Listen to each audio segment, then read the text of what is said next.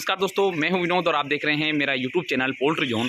दोस्तों, आज हम बहुत ही महत्वपूर्ण टॉपिक पर बात करेंगे और जो महत्वपूर्ण टॉपिक है वह पोल्ट्री फार्म के प्रॉफिट और लॉस और कंपनियों की मनमानी और इन चीज़ों से संबंधित है। आज से दोस्तों जो भी हम बात करेंगे, अभी तक हमने सिर्फ एक ही को जो है कंसेप्ट के ऊपर बात किया है और वो है इसी फार्मिंग हम कैसे कर सकते हैं, तापमान कैसे कंट्रोल कर सकते हैं, इनके ऊपर ही हमने बात की। इसके लिए तो दोस्तों हम बहुत बात कर चुके हैं और बहुत सारी चीज़ें हम कर चुके हैं। किंतु दोस्तों अब हम चाहते हैं कि पोल्ट्री फार्मिंग के जो दूसरे पहलू हैं उसके ऊपर भी हम थोड़ा सा बातचीत करें। जैसे कि बहुत सारे फार्मर भाइयों का कमेंट मिला कि आईबी कंपनी बच्चे नहीं दे रही, सुगना कंपनी बच्चे नहीं डाल रही, सुगना कंपनी का जो है रिजल्ट अच्छा नहीं जा रहा, या आईबी का रिजल्ट अच्छा नहीं जा रहा, आईबी ने रिकवरी निकाल दिया, या फिर हमारे क्षेत्र में कोई सी कंपनी काम नहीं कर रही है, या फिर रेट बहुत कम हो जाता है, या फिर बहुत सारी जो समस्याएं जो हर एक फार्मर भाइयों को हैं। ऐसा नहीं है कि एक ही फार्मर को जो है एक ही प्रकार की समस्या है, किंतु हर एक फार्मर को कुछ ना कुछ समस्या है, चाहे वो इंटीग्रेशन फार्मिंग से संबंधित हो, चाहे प्राइवेट फार्मिंग से संबंधित हो। दोस्तों आज से जो वीडियो के ऊपर जो बात करेंगे वो जो है पोल्ट्री फार्मिंग के बिजनेस में हम कितने अच्छी तरीके से हम पैसा कमा सकते हैं, पोल्ट्री फार्मिंग के व्यवसाय को हम कैसे घाटे से प्रॉफिट में कन्वर्ट कर सकते हैं, कैसे मार्केट के कंपटीशन में हम हिस्सा ले सकते हैं और मार्केट के कंपटीशन में हम जो बड़ी बड़ी कंपनी के साथ में कंपटीशन करके और हम प्रॉफिट निकाल सकते हैं। दोस्तों यह तो सब जानते हैं कि कंपनियां जो इंटीग्रेशन कंपनियां किस प्रकार से कार्य करती है और वो कैसे प्रॉफिट कमाती है। तो दोस्तों हम उसी तर्ज के ऊपर हम छोटे फार्मर भाई जो 3,000 की फार्मिंग कर रहा है, जो 2,500 की फार्मिंग कर रहा है, जो 25,000 की फार्मिंग कर रहा है, वो भी आदमी कैसे एक इंटीग्रेशन की कंपनी की जैसे ही कार्य कर सकता है। तो दोस्तों इसके ऊपर ही हम जो है अब विस्तार में एक सीरीज़ के रूप में बात करेंगे कि हम कैसे एक छोटा मुर्गी पालक 2,000 या 1,500, 2,000, 3,000, 4,000 बर्ड वाला भी कैसे अच्छा पैसा कमा सकता है बिना कोई कंपनी से इंटीग्रेशन किए।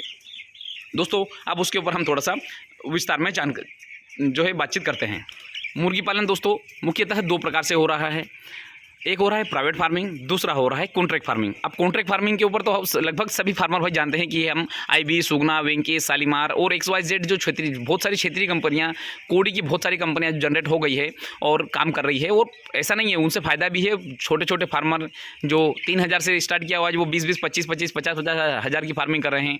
₹1 से लगा कर कंपनियों से 20-20 रुपये किलो तक भी ले रहे हैं इंटीग्रेशन फार्मिंग से। किंतु दोस्तों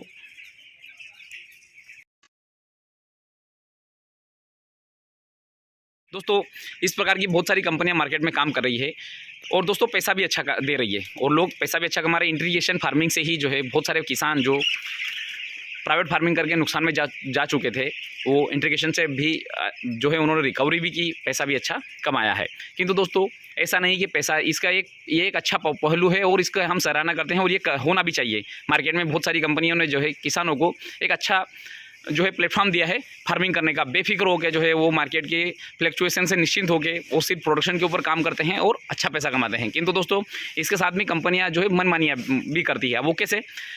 कब जो है मान लीजिए श्रावण में रेट कम हो गया, 50 रुपये 60 रुपये रेट आ गया, किंतु फार्मर को तो लगने वाला जो खर्चा, बिजली बिल, लेबर, इलेक्ट्रिसिटी, ये सब जो है सब चीज़ें जो है आदमी को तो लगने वाला खर्चा तो वही है। अब उस हिसाब से कंपनियां जो है 60 रुपये अगर रेट में बिका, कंपनी ने कितना भी अच्छा FCR हो वहाँ पे, या कितने भी कम प्रोडक्शन कॉस्ट हो, कंपनी ने उन फार्मर को 6 रुपये, 7 रुपये, 8 रुपये से ज़्यादा नहीं दिया। अब बात करते हैं तो श्रावण में रेट बहुत कम था। अब जब कंपनियां 140 रुपये किलो तक बेचती, तो ऐसा थोड़ी कि कंपनी जो है उस टाइम पे हमको 10 रुपये या 20 रुपये किलो पर केजी के हिसाब से बढ़ा के देती। कंपनियां जब भी हमसे अगर एग्रीमेंट करती है तो रेट इंसेंटिव देती है, किंतु रेट इंसेंटिव में भी अब जो एक पॉइंट नोट करने वाला रहता है कि मैक्सिमम कोई सी कंपनी बोले कि 2.5 रुपये से कितना भी ज़्यादा हो तो 2.5 रुपये से ज़्यादा नहीं दिया जाएगा, कम होगा तो कोई बात नहीं, हो तो काट ही लेती है। किंतु दोस्तों बहुत सारी कंपनियां, चाहे आईबी हो, सुगना तो स्पेशल कोई रेट इंसेंटिव देती भी नहीं है, बस वो थोड़ा सा GC में बढ़ा के दे देती है। किंतु आईबी हो या दूसरी भी जो क्षेत्रीय कंपनियां हैं वो स्पेशल लिख के देती है कि इससे ज़्यादा अगर जाएगा तो आपको इतना पैसा मिलेगा, किंतु मैक्सिमम वो उसकी कैपिंग रहती है कि 2.5 रुपये या 3 रुपये, इससे ज़्यादा आपको जो है रेट इंसेंटिव नहीं मिल सकता।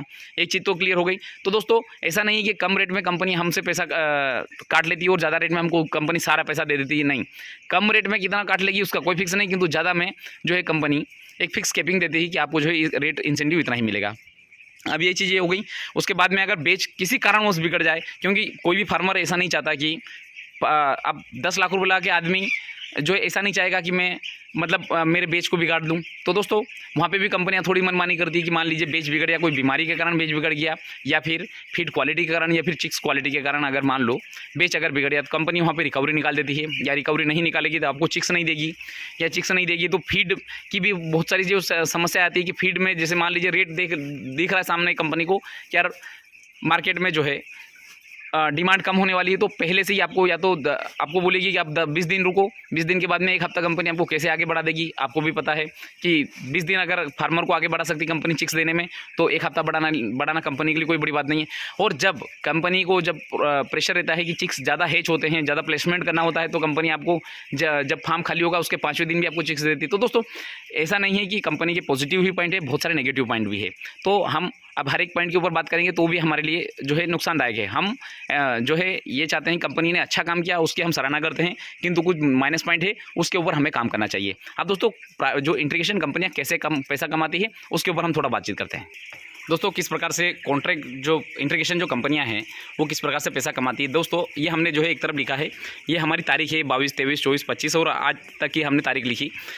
यहाँ पे हमने रेट लिखा, ये प्राइवेट कंपनी का, यहाँ पे जो है हमारे ये कॉन्ट्रैक्ट कंपनी का, और यहाँ पे प्राइवेट फार्मर का। अब दोस्तों मान लीजिए 22 तारीख को हमारे यहाँ पे रेट रहा 80 रुपये, इसमें जो भी हो बट एक मैं थोड़ा सा एग्जांपल के लिए ले रहा हूँ। अब 80 रुपये रेट रहा, उस कंपनी में कंपनी ने यहाँ पे भी 10 टन बेच दिया 80 रुपये रेट में। अगले दिन 2 रुपये गिर गया, 78 रुपये, यहाँ पे भी कंपनी ने जो है घाटे में सौदा कर लिया। मान लीजिए कि जो प्रोडक्शन कॉस्ट आई, किंतु कंपनी 2 रुपये कम में भी माल बेच दिया 10 टन। यहाँ पे कंपनी 10 टन नहीं बेचेगी, यहाँ पे कंपनी 8 टन बेचेगी। अब दोस्तों अगले दिन रेट बढ़ गया, कंपनी ने यहाँ पे भी 10 टन बेचा, कंपनी ने यहाँ पे अगले दिन फिर रेट जो है स्थिर रहा, रेट नहीं बढ़ा, कंपनी ने यहाँ पे भी जो है माल बेच लिया। उसके अगले दिन भी कंपनी ने माल बेच लिया, किंतु जैसे ही माल बढ़ा कंपनी यहाँ पे जो है जैसे ही रेट बढ़ा कंपनी यहाँ पे जो है करीब 10 टन की जगह 12 टन या 20 टन या 15 टन की बुकिंग ले लेगी और निकाल देगी। और फिर मान लीजिए कल फिर रेट 2 रुपये, उनको पता है कि शनिवार के दिन रेट थोड़ा सा बढ़ जाता है क्योंकि सामने जो गणेश जी आ रहे हैं। तो दोस्तों गणेश जी में भी अगर जैसे शुरुआत होगी तो उस टाइम में भी जो है बहुत सारे जो लोग हैं वो जो है नॉनवेज नहीं खाते। तो दोस्तों अब जैसे रेट बढ़ा तो कंपनी ने यहाँ पे भी डील कर लिया। अब दोस्तों ये हो गया कंपनी ने, मतलब कि जिस समय रेट ठीक है वहाँ पे भी कंपनी डील कर रही है, और जहाँ पे रेट कम है वहाँ पे भी कंपनियाँ डील कर रही है, मतलब कस्टमरों को माल पूरा दे रही है, सर्विस दे रही है।